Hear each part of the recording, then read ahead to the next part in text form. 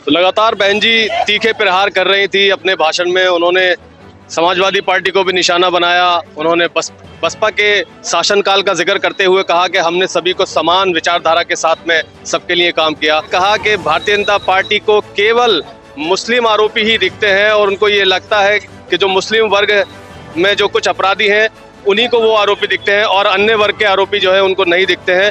उन्होंने तीखा प्रहार करते हुए भारतीय जनता पार्टी पर कहा कि भारतीय जनता पार्टी जो है वो संप्रदाय की राजनीति करती है और उनके शासनकाल में ऐसा कुछ भी नहीं था। और भारतीय जनता पार्टी पर आरोप लगाते हुए बहन कुमारी मायावती जी यहाँ पर कह गई हैं गोरखपुर में योगी जी के गढ़ में कि मुस्लिम संप्रदाय जो है वो कहीं ना कहीं डर के साए में जी रहा है।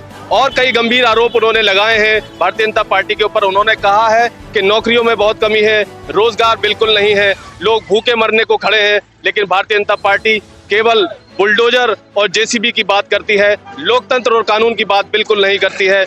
उनका कहना है कि संविधान बचाने के लिए अगर काम करना है, दलित लोगों पर उन्होंने पूरा हक जताते हुए कहा कि अगर बाबा साहब अम्बेडकर का कानून बचाना है, संविधान बचाना है, तो हमें कहीं ना कहीं बसपा को सत्ता दिलानी होगी, फिर एक बार बसपा की सरकार बनानी होगी और भारतीय जनता पार्टी की सरकार को जड़ से उखाड़ फेंकना होगा। इसी क्रम में रैली से मौजूद जो लोग थे, जो मायावती जी को सुनकर आ रहे थे, उनसे कहीं ना कहीं हम लोग बात करेंगे और चर्चा करेंगे। भैया कहाँ से रैली में से आ रहे हैं आप लोग?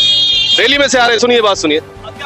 क्या क्या सुन के आए हैं? क्या कहा है बहन जी ने? बोलो क्या कहा है बहन जी ने, बताएं। बहन जी कहे हैं कि रोजगार देंगे। इधर आ जाए थोड़ा सा। रोजगार देंगे नौजवानों को। अच्छा। और सुरक्षित रखेंगे हम बेटियों। रोजगार की बात कही है। रोजगार की बात कही है। कहाँ से आए हैं आप? हम कुशीनगर से आए हैं। कुशीनगर से आए हैं। क्या माहौल है आपकी सीट पर? हमारे माहौल पर बहुत बढ़िया है इस समय।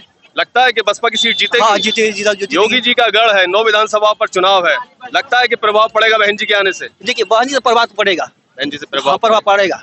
ये बहन जी ऐसा काम करती हैं, हर वर्गों का काम करती हैं। हर वर्ग का काम। बहन जी आज ये कह कर गई हैं कि मुस्लिम वर्ग के ऊपर काफी अत्याचार हुआ है इस सरकार में, भारतीय जनता पार्टी की सरकार में। हाँ। इस पर क्या टिप्पणी आप कर रहे हैं? जैसे मुस्लिम समाज जो है ना, मुस्लिम समाज ये है कि अत्याचार तो हुआ है, तो राष्ट्र हिंदू बना रहे जा रहे हैं योगी जी, तो राष्ट्र हिंदू किसे बनेगा?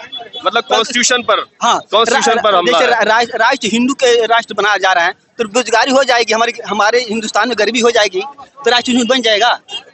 ये तो मुद्दा भाजपा की सरकार की।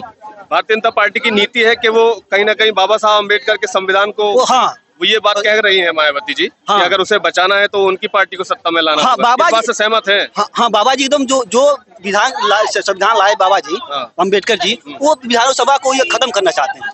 आज हजारों की संख्या में मैंने यहाँ पर लोग देखा।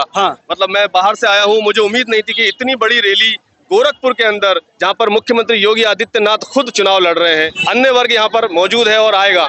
तो क्या यहाँ पर ऐसे ही हालात है बसपा के? हाँ, भाजपा की एकदम जीत है, एकदम मुख्यमंत्री बनने जा रही हैं। मुख्यमंत्री जा रही हैं। आपको क्या लग रहा है? आप बताएं, आपका क्या नाम है? हमारा नाम अरविंद कुमार मिश्रा। कहाँ से आए हैं आप? विधानसभा खजली से आए हैं। तो क्या कुछ बहन जी कह के गई हैं, किसमें आप क्या कहना चाहेंगे बहन जी के वक्तव्य पर? बहन जी के वक्तव्य ये है कि जैसे बहन जी का सरकार 80 फीट है, तो 80 फीट पे हम काबू कर चुके हैं और हमारे सारे विधायक जैसे जलालपुर, आजमगढ़ और एक अतरौलिया विधानसभा, आलापुर विधानसभा,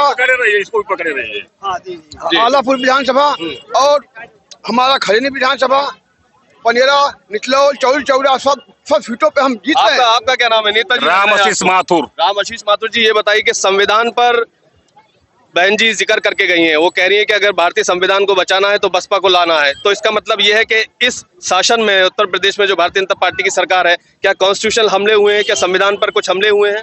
ये भारतीय जनता पार्टी की सरकार जो है, ये संविधान बदलने की कुचक्र रच रही है, ठीक है ना। जब बहन जी की सरकार चलेगी, वास्तव में संविधान लागू होगा, और जब संविधान लागू होगा, जिनके पास साइकिल है उनके पास मोटरसाइकिल होगा, और जिनके पास मोटरसाइकिल होगा उनके पास चरपहिया गाड़ी होगी। यदि भारतीय संविधान सही मायने में लागू हो जाए तो कोई भी आदमी बेरोजगार नहीं रहेगा, प्रत्येक परिवार को एक नौकरी मिल जाएगी।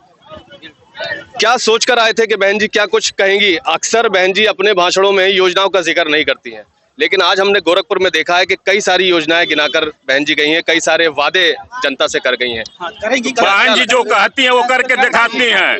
हर एक पूर्व के शासन में 4 बार जो भी शासन हुए हैं, बहन जी कोई वादा नहीं की थी, लेकिन इतना काम करके दिखाई कि सब जनता खुश है, पूरे उत्तर प्रदेश में जनता खुश थी। और आने वाली जो 5वीं बार मुख्यमंत्री बनेंगे, बहन जी प्रत्येक परिवार को एक एक नौकरी देने का काम करेंगे। तो लगातार बहन जी के जो प्रशंसक हैं वो अपनी बात कर रहे हैं और बहन जी की जो बात कर रहे हैं, और यहाँ पर हजारों की तादाद में, अगर मैं ये कहूँ कि यहाँ पर 50,000 लोग भी आए हैं तो शायद मेरा आंकड़ा कम होगा। कहीं ना कहीं लोग आते और जाते लगातार दिखे। यहाँ पर लोगों की संख्या बहुसंख्यक में लोग यहाँ पर आए हैं। लोगों को बहुत आशा है बहन जी से, और 4 बार की मुख्यमंत्री रही हैं, और इस बात का अंदाजा लगाना मुश्किल है कि कितने यहाँ पर लोग पहुंचे हैं। और देखते हैं कि अगर ये जो वोट है, ये जो लोग हैं, ये जो भीड़ है, ये वोट में अगर परिवर्तित होगी तो कुछ भी अंदाजा लगाना मुश्किल है कि होना क्या है। फैक्टम के दर्शकों से अनुरोध है कि वीडियो को लाइक करें, शेयर करें और कमेंट कर अपनी राय दें। धन्यवाद।